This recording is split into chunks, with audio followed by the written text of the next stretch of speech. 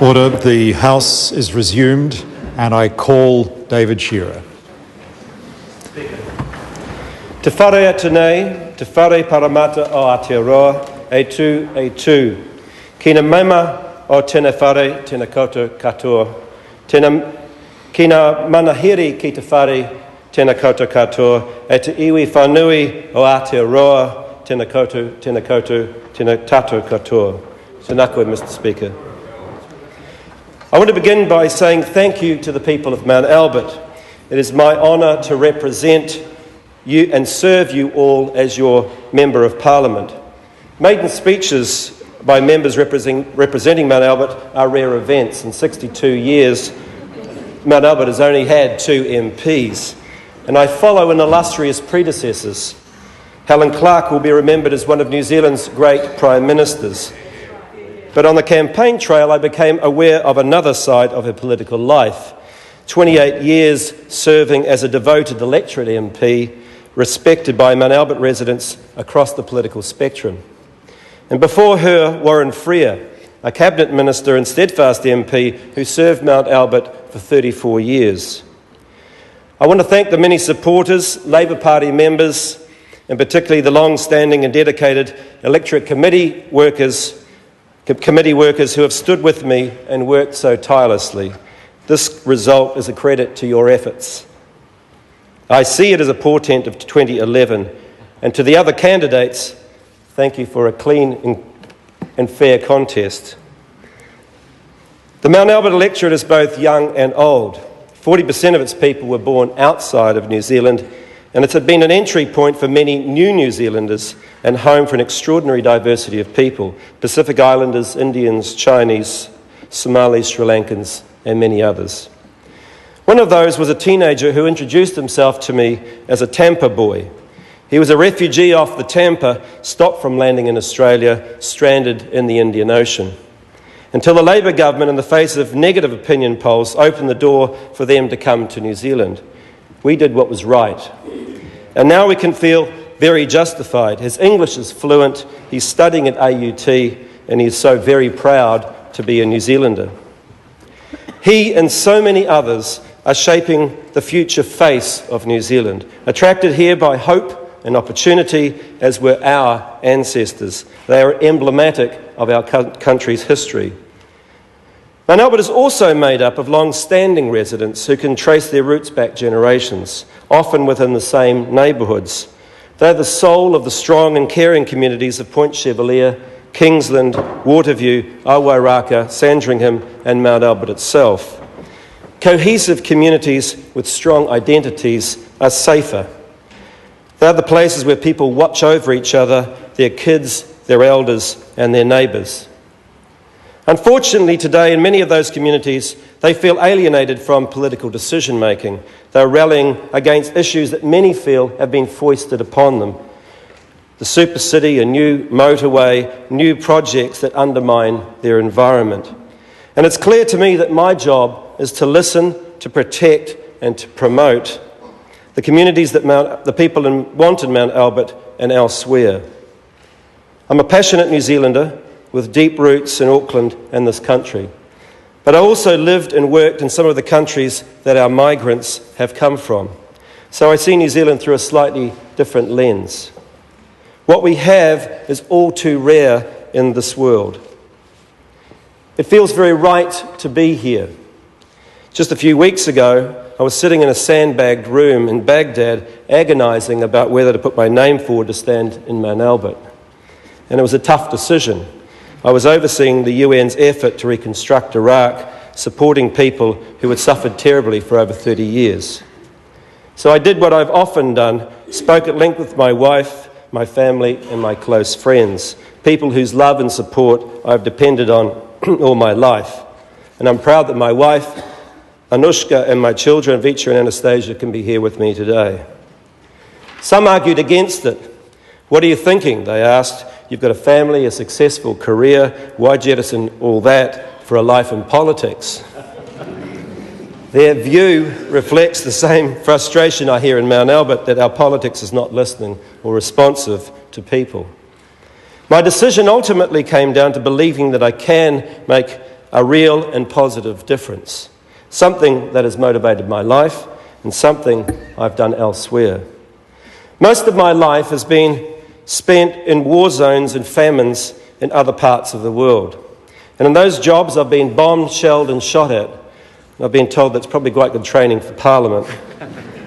Iraq, Gaza, Rwanda, Somalia, Sri Lanka and others, working for the United Nations and Save the Children. These are the places where you confront the very worst of the world, and I've sat and negotiated with people who orchestrated destruction and misery. But it's also where you meet the best. And I've had the great fortune and privilege to work alongside people whose daily lives are routinely heroic.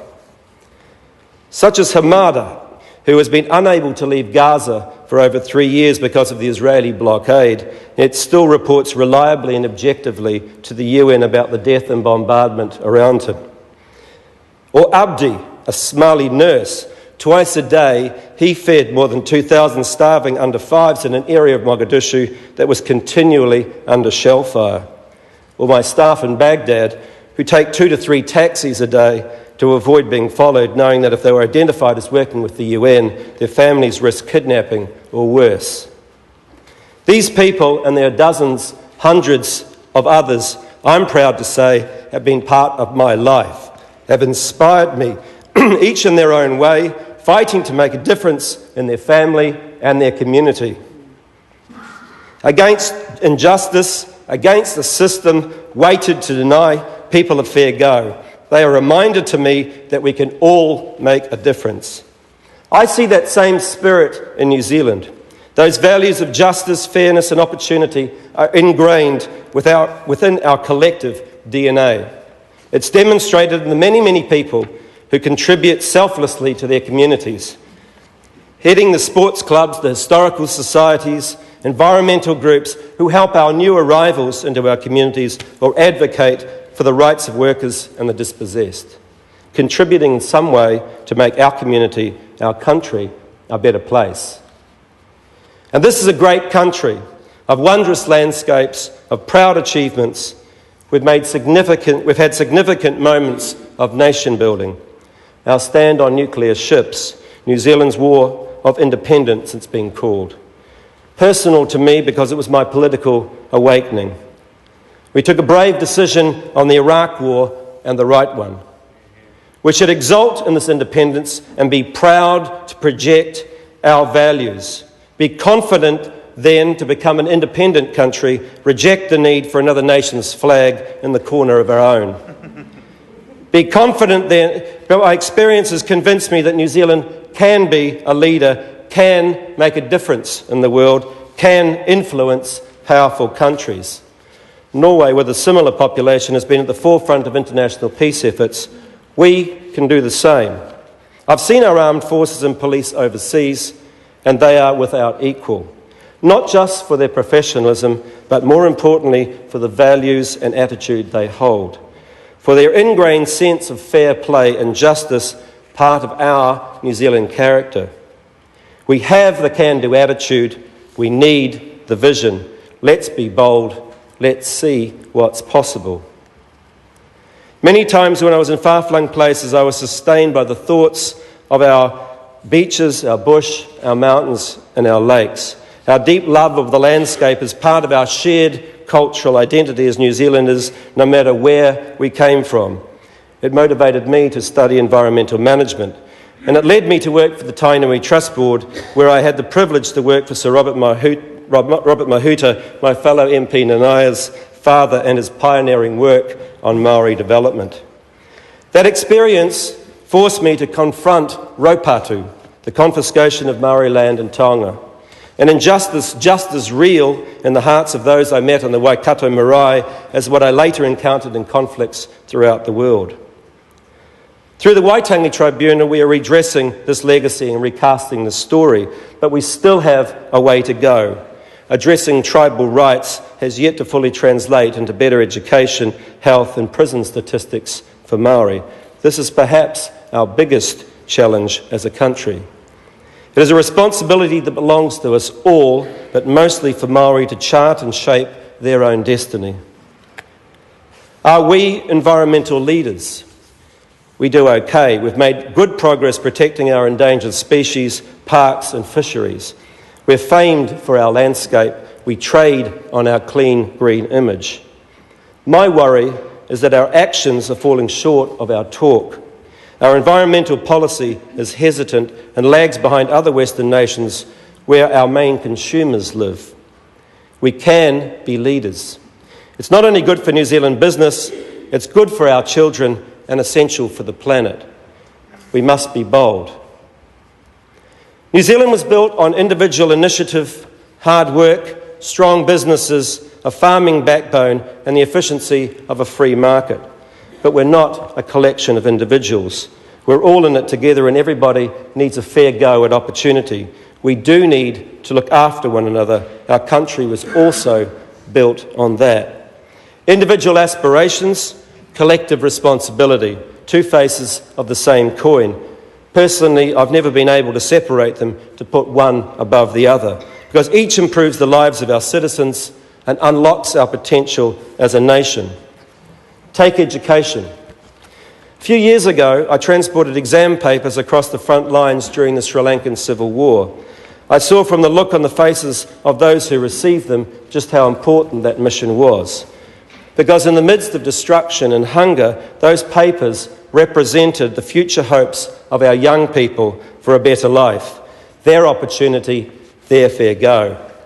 We provided a hand, they took the step. A chance to take control of their own lives, to reach for something better. That's what all parents want for their children, wherever they are. It's what I want and value for mine. We depend on our government to guarantee our educational opportunities, opportunities that are not simply as good as elsewhere in the world, but better so we can compete. And in this fast-changing world, our learning needs to be lifelong, not just school, but an ethos of learning, continual training, upskilling, and community education.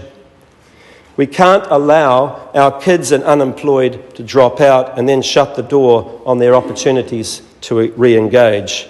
That's not only a tragic waste for the individuals concerned, it's a collective failing, and ultimately we all lose.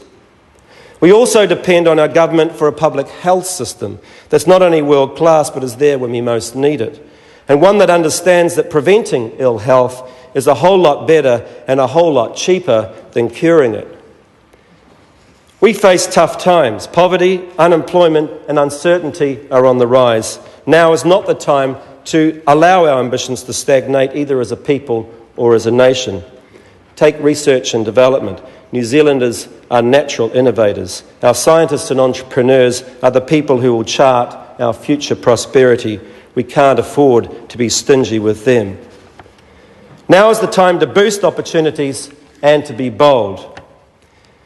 I'm a proud member of the Labour Party, a party of opportunity, a party responsible for most of the key milestones in our country's development and a party for our future. I've spoken about where I've come from and what I stand for. I'm here to listen, to make a difference, to create opportunity, to reach out to what's possible. I'm told that what you say here will come back to haunt you. I hope it does. Tēnā koutou, tēnā koutou, tēnā koutou katoa. Thank you, Mr. Speaker.